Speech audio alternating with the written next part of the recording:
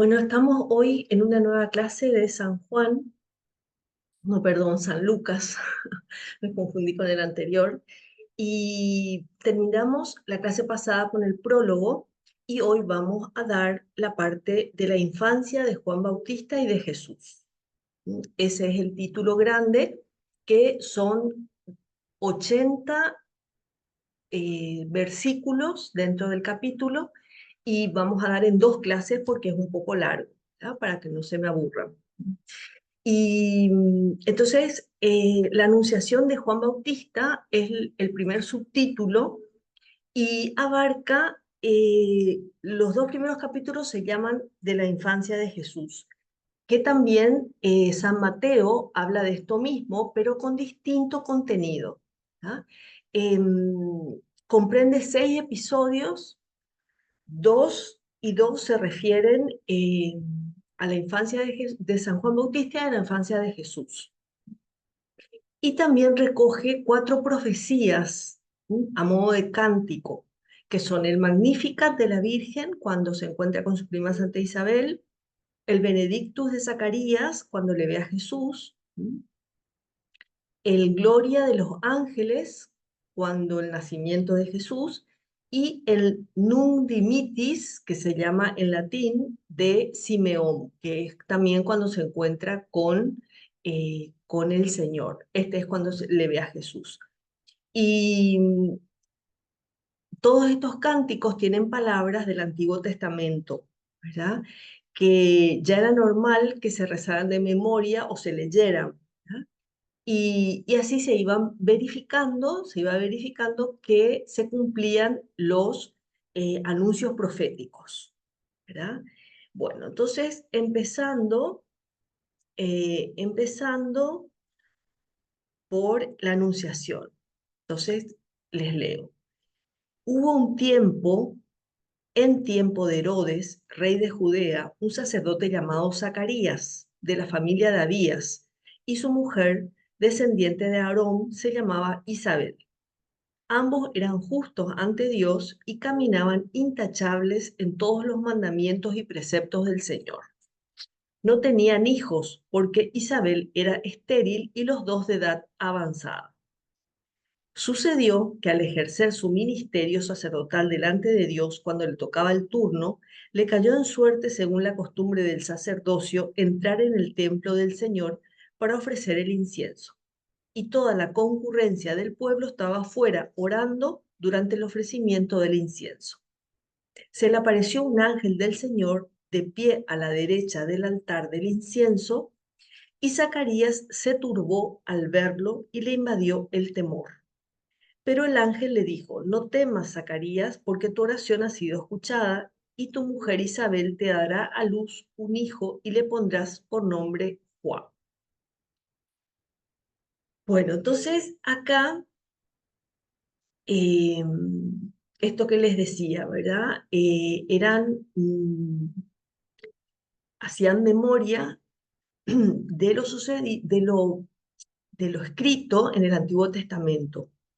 Y este Zacarías, sacerdote, e Isabel, su esposa, eran justos delante de Dios, ¿verdad? Que ve el corazón del hombre, eso del ser humano, ¿verdad? Tenemos que tener muy en cuenta a la hora de pensar, de vivir, ¿verdad? Que Dios ve nuestro corazón, Dios ve nuestras intenciones más profundas, como solemos comentar en estas clases, para recordar que lo importante es purificar nuestro corazón. Cómo sentimos, cómo amamos, cómo pensamos, cómo, eh, cómo tenemos el corazón, ¿verdad? O sea, purificarlo, Dios lo tiene que purificar de hecho, ¿verdad? O sea, dejarle a Él, pedirle a Él que nos purifique el corazón. Y para eso también tenemos que nosotros personalmente ir purificando, ir limpiando, cuidando qué es lo que dejamos que entre dentro nuestro, ¿verdad? Y no solo dejamos, sino que todo lo que sucede a nuestro alrededor de alguna manera nos llega al corazón, ¿verdad? Y eso tenemos que asegurarnos que no se quede lo que no es bueno, lo que no es limpio, lo que no es puro. ¿Ya? Limpiar, sacar lo que haya de más, lo que haya de no limpio, no puro. Entonces, estos dos, Zacarías e Isabel, eran justos ante Dios. Y era sacerdote. Decía, había 24 turnos de sacerdote. Él era del octavo turno y le tocaba ese día, ¿verdad? Hacer el incienso, ¿verdad? De lo que era el, eh, el Santorum, que se llamaba, que era el lugar donde se guardaba las tablas de la ley, ¿verdad? Entonces ahí se guardaban las tablas y los sacerdotes entraban a incensar y las personas quedaban afuera en lo que se llamaba el Santa o el atrio, donde se unían de alguna manera a ese ofrecimiento, a ese incienso que se ofrecía a Dios en alabanza y adoración, ¿verdad? Y esto nos llama también a nosotros a unirnos de corazón en la Santa Misa, que es nuestro nuevo sacrificio, el sacrificio de Cristo, el real sacrificio, porque es Dios hecho hombre, ¿verdad? Que tenemos que unirnos con el corazón, ¿m? No solamente con la presencia física, porque somos cuerpo y alma, ¿verdad? Entonces nuestro cuerpo tiene que estar presente y nuestra alma, con nuestras intenciones, con nuestro corazón, con nuestros afectos, con nuestros sentimientos, tiene que estar ahí presente, ¿verdad? Y continuamente traerlos porque se nos van, ¿verdad? Se nos va con la imaginación, se nos va con la memoria y tenemos que traerles nuevamente a donde está nuestro cuerpo, ¿verdad? Que ahí esté también nuestra alma. Bueno, entonces, hasta ahí leímos que el ángel se le apareció y le dijo, no temas, Zacarías, porque tu oración ha sido escuchada y tu mujer Isabel te dará a luz un hijo y le pondrás por nombre Juan. No podían tener hijos, ¿verdad? No podían tener hijos y eso era una cosa muy mala en esa época. Siempre cuesta mucho a los matrimonios no tener hijos, ¿verdad? Por eso se les puede tener a Zacarías y a Isabel como intercesores ante Dios a las personas que quieren tener descendencia, ¿verdad? Los matrimonios que quieren tener hijos. Por eso ellos le pedían a Dios. Entonces le dice, tu oración ha sido escuchada. Entonces continúa. Y será para ti, Juan, ¿verdad? El que nacerá, será para ti gozo y alegría. Y muchos se alegrarán en su nacimiento, porque será grande ante el Señor. No beberá vino ni licor, será lleno del Espíritu Santo ya desde el vientre de su madre. Y convertirá a muchos de los hijos de Israel al Señor su Dios e irá delante de él con el espíritu y el poder de Elías para convertir los corazones de los padres hacia los hijos y a los incrédulos a la prudencia de los justos, a fin de preparar al Señor un pueblo perfecto. ¿Mm? Entonces era el precursor, San Juan Bautista, ¿verdad? El precursor, el que vino antes de Jesús, eso significa precursor, para preparar al pueblo que se tenía que convertir, ¿verdad? Así como nosotros tenemos que convertirnos continuamente para estar cerca de Dios, tenía que convertirse para recibir a Cristo, al Mesías, ¿verdad? Entonces se le aparece un ángel. Lo leemos muy fácil, ¿verdad? Pero ha de ser impresionante recibir la visita, la anunciación de un ángel, ¿verdad? Fue un ángel también el que le anuncia, vamos a leer en la próxima clase probablemente, o no, ya en esta, la anunciación a la Virgen, ¿verdad? También por parte de un ángel. Entonces los ángeles son espíritus puros, no tienen cuerpo como tenemos nosotros, ¿verdad? Pero si Dios dispone, se manifiestan con forma humana para cumplir esa misión que Dios les encomendó, ¿verdad? Y la misión principal de los ángeles es adorar y servir a Dios y ser mensajeros, instrumentos de Dios en favor de los hombres. O sea, esa es la misión de los ángeles, sobre todo adorar y alabar a Dios. Y el nacimiento de Cristo es un suceso importantísimo, ¿verdad? Majestuoso, por lo que un arcángel es el que le transmite la, la, la invitación de Dios, perdón, la invitación de Dios para ser madre suya. Entonces, el ángel transparenta la majestad divina. ¿Sí? Y por eso Zacarías se turba, tiene miedo ante la presencia del ángel. Y el ángel le dice, no temas, Zacarías, porque tu oración ha sido escuchada. O sea, enseguida rápido le dice que para qué está él ahí, ¿verdad? Porque él está ahí presente y conecta con eso que él mismo estaba pidiendo, ¿verdad? Y, y se le da más de lo que pide. Él pide un hijo, ¿verdad? Nada más que un hijo, un hombre más.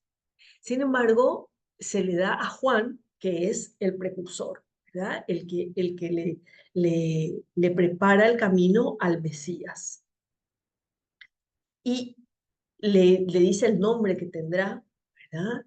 Le dice esto, no dice acá, pero es la manifestación inminente de que está viniendo el Mesías, ¿verdad? Porque si este le va a preparar el camino es porque está llegando, ¿verdad? Eh, entonces, el arcángel le anuncia tres motivos, tres motivos para la alegría que tienen que tener. Uno, que va a tener una santidad extraordinaria, Juan, su hijo, ¿verdad? Que será instrumento de salvación para muchos, los que se van a salvar, los que van a creer en lo que él les dice y en el Mesías, ¿verdad? Y toda su vida se dedicará a preparar el camino del Mesías. Y con este anuncio, con la venida de Juan, se pone de manifiesto, se cumplen dos profecías, no es que se pone de manifiesto, se cumplen, ¿verdad? Dos profecías de Malaquías 3:1 y Malaquías 4, capítulo 4, versículo del 5 al 6, que habla de la venida de un precursor. Eh, ¿Qué más les digo? Entonces, a continuación, ¿m? Viene, entonces Zacarías le dijo al ángel, seguimos leyendo, ¿cómo podré yo estar cierto de esto? Pues yo soy viejo y mi mujer de edad avanzada. Y el ángel le respondió, yo soy Gabriel, que asisto ante el trono de Dios, y he sido enviado para hablarte y darte esta buena nueva. Desde ahora, pues, te quedarás mudo y no podrás hablar hasta el día en que sucedan estas cosas, porque no has creído en mis palabras, que se cumplirán a su tiempo. El pueblo estaba afuera esperando a Zacarías y se extrañaba de que demorase en el templo. Cuando salió, no podía hablarles, por lo que conocieron que había tenido una visión en el templo. Él intentaba explicarse por señas y permaneció mudo. Y sucedió que cuando se cumplieron los días de su ministerio, se marchó a su casa. Después de estos días, Isabel, su mujer, concibió y se ocultaba durante 5 meses, diciéndose, así ha hecho conmigo el Señor, en estos días en los que se ha dignado borrar mi oprobio entre los hombres. Era un oprobio en esa época. Bueno, entonces Gabriel, que significa fortaleza de Dios, fue el que le trajo la noticia, ¿verdad? Y el profeta Daniel anuncia el tiempo de la venida del Mesías, que también podemos leer, ¿verdad? Ahora yo no tengo acá a mano, el profeta Daniel, capítulo 8, versículo 15 y capítulo 9, versículo 20, que anuncia la venida del Mesías. Y a Zacarías le anuncia el nacimiento del precursor, el mismo, ¿verdad? Es San Gabriel. Y a la Virgen el misterio del nacimiento del Mesías. Bueno, entonces el pueblo se da cuenta de que tuvo una visión porque tardó en salir, ¿verdad? Y se sorprendieron cuando salió mudo, ¿verdad? Salió mudo y, y bueno, entonces Zacarías e Isabel, decíamos, no podían tener hijos y a partir de este momento quedó esperando Isabel y tuvieron un hijo llamado Juan, ¿verdad? Entonces, ¿cómo hay que amar la voluntad de Dios? Dios tiene su tiempo, Dios tiene su voluntad, sus, lo que Él quiere que hagamos y también cuando le pedimos, puede llegar a cambiar o a esperar esa oración nuestra para que se haga su voluntad. Eh, Amar su voluntad por un lado y pedirle lo que nosotros queremos por otro, digamos, ¿verdad? O sea, es en el mismo sentido, ¿verdad? Amar su voluntad y pedirle lo que nosotros queremos que suceda.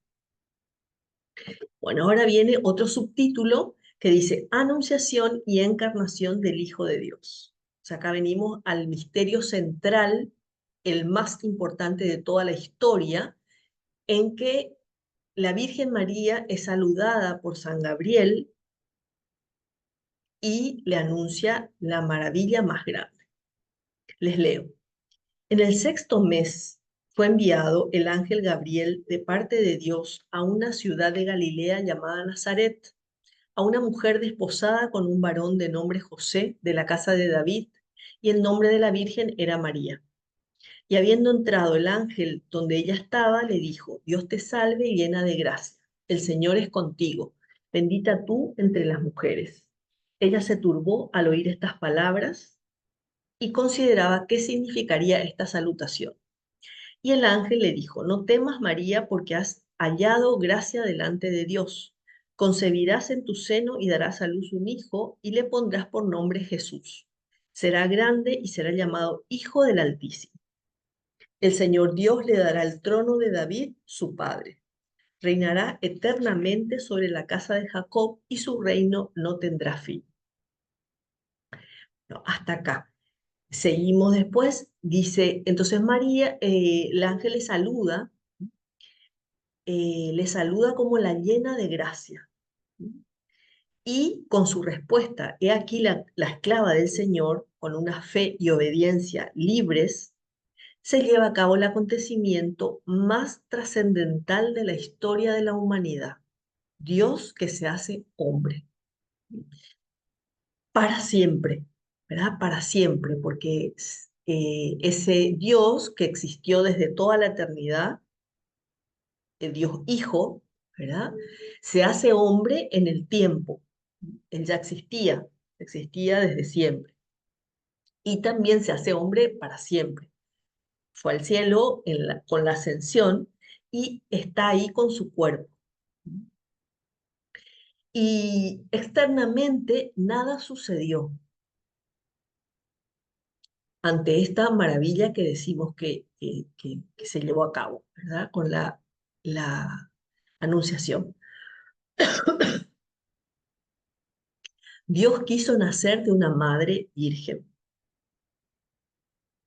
y es un don divino, singular, admirable, y ella conserva su virginidad. Perdón. Entonces el ángel le dijo, Dios te salve, llena de gracia. Ese llena de gracia manifiesta que es asiento de todas las gracias, ¿sí? Y que está inmune de pecado. En esta frase del ángel, la iglesia se basa para darnos ese dogma de la virginidad de María. ¿verdad? La llena de gracia. Entonces, bendita tú entre todas las mujeres. El Señor está contigo primero. Es una afirmación, ¿verdad? Que ya está contigo en tu vientre, ¿ah? Porque por eso es bendita entre todas las mujeres.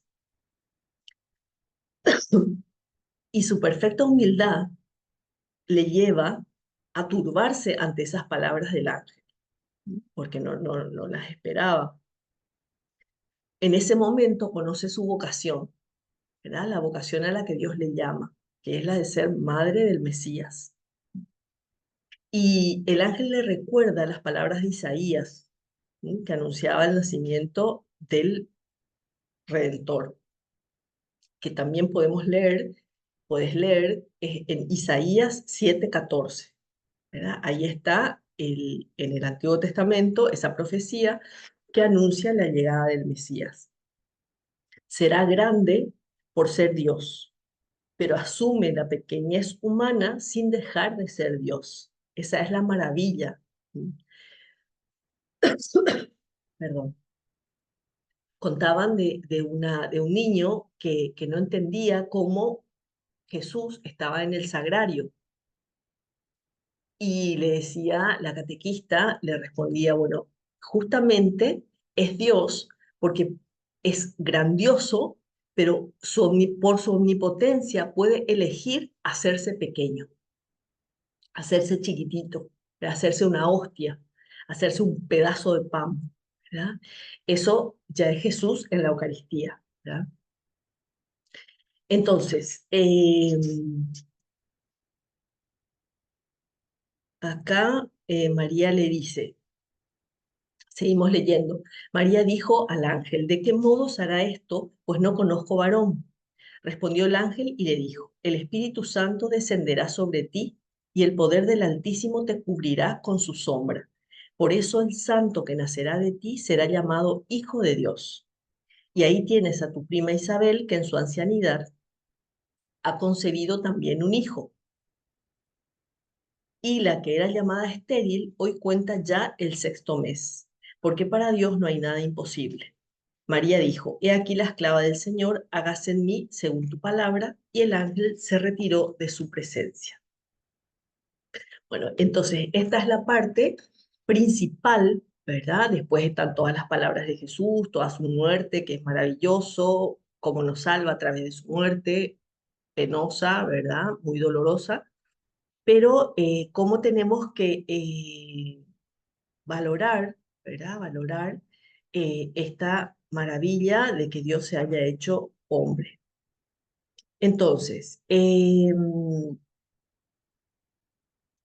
su perfecta humildad, la humildad de la Virgen, le lleva a turbarse ante esas palabras del ángel, dijimos, ¿verdad? ¿Y de qué modo se hará esto si no conozco varón? Expresa su deseo de cumplir la voluntad de Dios, pero no sabe cómo se va a llevar a cabo, porque hay una especie o una aparente contradicción entre lo que ella sentía que Dios le pedía, que era que sea virgen, y ahora que sea la madre del Mesías. O sea, no entendía cómo iba a suceder eso, ser madre y ser virgen. Ser virgen no era habitual en esa época, porque todas esperaban ser la madre del Mesías. ¿Ya? Recién en el Nuevo Testamento, por eso esto es una primicia, un adelanto de lo que sucederá en el Nuevo Testamento, en el que se declara como un valor la virginidad, ¿ya? Como un valor de la entrega a Dios. ¿Ya? En el Antiguo Testamento ya estaban Elías, estaba Juan Bautista, Eliseo, y, pero no era lo normal, no era lo habitual. Y entonces, después habla de la sombra, ¿verdad? Qué misterio, ¿verdad? Una sombra te cubrirá, ¿verdad? En el Antiguo Testamento hay varios momentos en los que Dios actúa a través de una sombra. O sea, son manifestación de la omnipotencia de Dios. Por ejemplo, en el Éxodo, en el Antiguo Testamento, una nube cubría el arca de la alianza cuando Israel iba por el desierto, caminaba por el desierto. Entonces la sombra le cubría y le daba, le daba grandeza. ¿Ya? Segunda alusión a la sombra, cuando Moisés recibió las tablas de la ley. Una nube cubría la montaña. Y en tercer lugar, en la transfiguración de Jesús, ya en el Nuevo Testamento, cuando se oye la voz de Dios en medio de una nube. Entonces, en esos dos casos anteriores, la Virgen sabía del modo en que Dios se manifestaba a través de la nube. Y entonces, para terminar, que en la Virgen se unen la humildad y la obediencia, ¿sí? Para pronunciar ese sí a la llamada de Dios, con una respuesta perfecta, ¿verdad? Perfecta, en la que le dice, he aquí la esclava del Señor, hágase en mí según tu palabra. ¿Mm? Ella no dice, sí, sí, yo voy a hacer eso, ¿ya? Sino que simplemente se pone a disposición de Dios. Lo que vos quieras se hace en mí, ¿verdad? Y esa tiene que ser nuestra disposición. Tenemos que imitar a nuestra madre, a la Virgen, con esa actitud de humildad y de fe, ¿verdad? De fe en la omnipotencia de Dios y de humildad en su poquedad, ¿verdad? En su ser nada. Bueno, entonces hasta acá llegamos. Como les decía ya al comienzo, seguimos la próxima clase con este mismo capítulo hasta terminar. Así que bueno, nos vemos la próxima clase.